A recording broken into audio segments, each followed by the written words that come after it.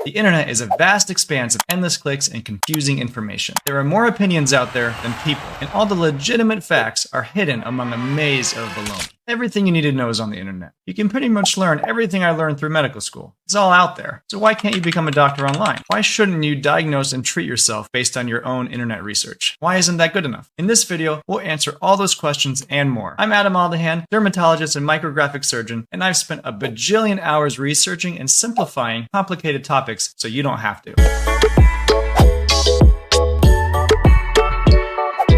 For every helpful piece of information the internet provides, there are at least 10 misleading or misguided facts and opinions. Some are intentionally deceptive, designed to promote an agenda or intentionally mislead the reader. Others may simply be innocent misunderstandings of concepts. Either way, bad information or misinformation is why you shouldn't trust your internet research with your health. There are 3 main reasons why doing your own internet research may not be the best idea. It's nothing you're doing wrong. It's just that the system is not designed to guide you to the correct answer. To get a legitimate answer to your medical question, you need to find real scientific data, not Counselor Bob's opinion on the matter. Real scientific data is, number 1, difficult to search for. You have to be familiar with sites such as PubMed, which is designed specifically for research articles. Even with these specific sites, there are thousands of articles that pop up when you search a topic. Knowing how to filter your results and weeding out all the fluff is the hardest part.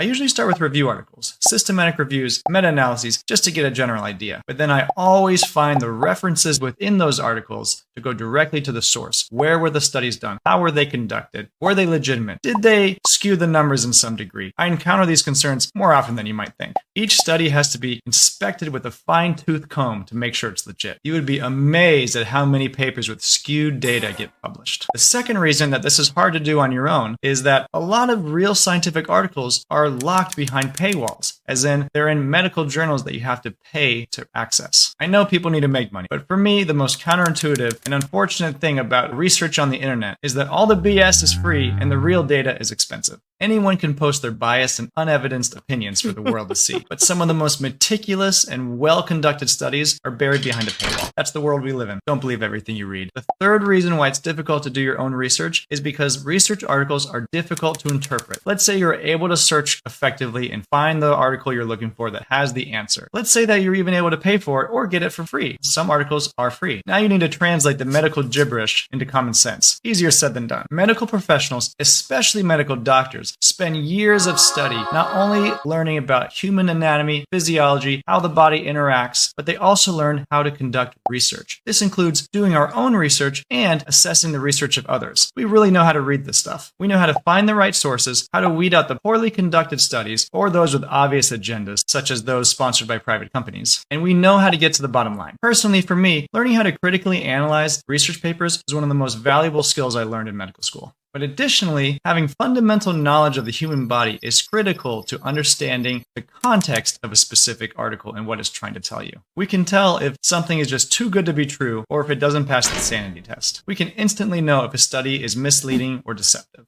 Unfortunately, a quick internet search does not restrict these types of studies, so it's really easy for the average person to get caught in a web of lies. I'm not saying don't do your own research. There is definitely value in looking things up for yourself and understanding them to the best of your ability. But I wouldn't recommend doing it without a doctor. I love when patients do research. It gives me a starting point to understand what that patient knows and what they may be misunderstanding so that we can navigate together for a more thorough understanding of their problem. A lot of patients will have a really good idea of what's going on, but only after our conversation do they really get their aha moment where they really feel like they understand it. I can't stress how important it is to do your research and see your doctor to verify your findings. If you like this video, make sure to like and click that thumbs up and subscribe to our channel below. And as always, leave a comment below and ask questions. We're all here to learn together. Hope you enjoyed your coffee break.